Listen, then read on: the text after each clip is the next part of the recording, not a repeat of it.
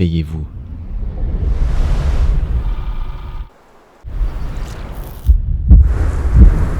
À vous maintenant. Je suis passionné par le système nerveux autonome et la production d'hormones. Car grâce à la conscience de la respiration, nous pouvons influencer la production d'hormones selon nos besoins. En adaptant notre respiration, nous pouvons activer le système sympathique ou le système parasympathique et ainsi moduler notre état physique et émotionnel. La production d'hormones se fait souvent de manière réflexe. Mais maintenant que nous comprenons ces mécanismes, nous pouvons simuler ce que notre corps fait naturellement et l'utiliser intentionnellement. Nous avons la possibilité de piloter notre système nerveux autonome en fonction de nos activités quotidiennes ou de notre état d'esprit, simplement en ajustant notre respiration. Par exemple, si je dois participer à un match de boxe, je souhaite être alerte et prêt au combat. Pour cela, je vais activer mon système sympathique, l'accélérateur, également appelé combat et fuite. En privilégiant mes inspirations, en les rendant plus profondes et largement plus longues que mes expirations, je stimule la production d'hormones telles que l'adrénaline et le cortisol. Ces hormones préparent mon corps à l'action. À l'inverse, si je me prépare à dormir, je veux être le plus détendu possible pour favoriser le sommeil. Je vais donc activer mon système parasympathique, le frein, aussi appelé repos et digestion. En privilégiant mes expirations, en les allongeant pour qu'elles soient plus longues que mes inspirations, je favorise la production d'hormones comme la dopamine, la sérotonine, l'ocytocine et les endorphines. Ces hormones induisent un état de relaxation et de bien-être. En sachant cela, vous avez maintenant un avantage incroyable.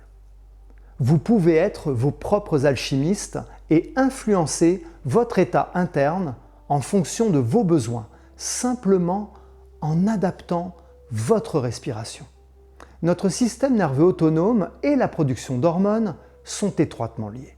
Lorsque notre corps est en mode combat et fuite, nous produisons automatiquement des hormones de stress. Notre environnement et les défis quotidiens nous amènent souvent à activer ce mode de défense. Cependant, notre respiration peut également activer ce mode si elle est inadaptée. Par exemple, si nous respirons de manière déséquilibrée en privilégiant inconsciemment les inspirations, même lorsque nous sommes en situation de repos, nous pouvons stimuler légèrement notre système sympathique et produire des hormones de stress inutiles à ce moment-là. Cela peut arriver lorsque nous sommes tranquillement assis sur notre canapé, regardant la télévision, sans nous rendre compte que notre respiration n'est pas adaptée. En revanche, en adoptant une respiration équilibrée ou en allongeant nos expirations, nous activons notre système parasympathique, favorisant la détente et la production d'hormones relaxantes. C'est là que réside le défi. Beaucoup de personnes, sans le savoir, maintiennent leur corps en mode combat et fuite, même dans des situations paisibles, simplement à cause d'une respiration légèrement déséquilibrée.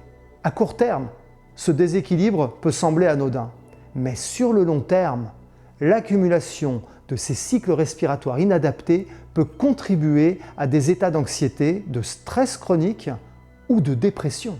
Sans en être conscient, nous sommes constamment en train d'appuyer sur l'accélérateur, ce qui nous épuise progressivement de l'intérieur. L'environnement et les défis quotidiens amplifient ce phénomène, rendant difficile pour beaucoup de personnes de supporter la pression. Avant de conclure, je voudrais faire une parenthèse sur l'exposition au froid qui vient compléter ce que nous venons de voir. L'exposition au froid peut être un outil formidable pour aider à réguler le système nerveux et le corps. En effet, le froid peut contribuer à réduire les niveaux excessifs de cortisol dans notre organisme. Souvent, lorsque notre système est saturé de cortisol, Les hormones de détente ne peuvent malheureusement pas prendre place. Il est donc bénéfique de chercher à équilibrer ces niveaux et le froid est un moyen efficace pour y parvenir.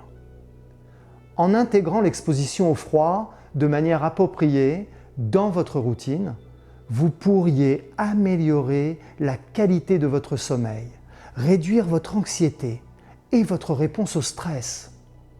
Nous aborderons ce sujet en détail dans le prochain module, où nous expliquerons comment utiliser le froid de manière sûre et bénéfique. Nous arrivons à la fin de cette partie sur la respiration. Et maintenant, vous êtes conscient du pouvoir qu'elle a sur votre vie. Vous comprenez le fonctionnement de votre système nerveux autonome et l'influence que vous pouvez avoir sur lui. Vous réalisez le lien étroit entre votre respiration, la production d'hormones et comment des outils comme la respiration peuvent jouer un rôle sur votre bien-être. Souvenez-vous de ce que nous avons partagé au sujet de Wim Hof. Vous aussi, à partir de maintenant, vous pouvez prendre le contrôle de votre système nerveux. Cela peut considérablement changer votre vie. Soyez persistant mais patient, car il faut du temps pour instaurer de nouvelles habitudes. Cependant, vous ressentirez rapidement les bénéfices de cette pratique. En maîtrisant votre respiration et en utilisant des outils comme l'exposition au froid, vous pouvez influencer la production de ces hormones et ainsi mieux gérer votre stress, vos émotions et votre énergie au quotidien. Vous avez désormais les clés pour piloter votre système nerveux autonome et améliorer votre bien-être général.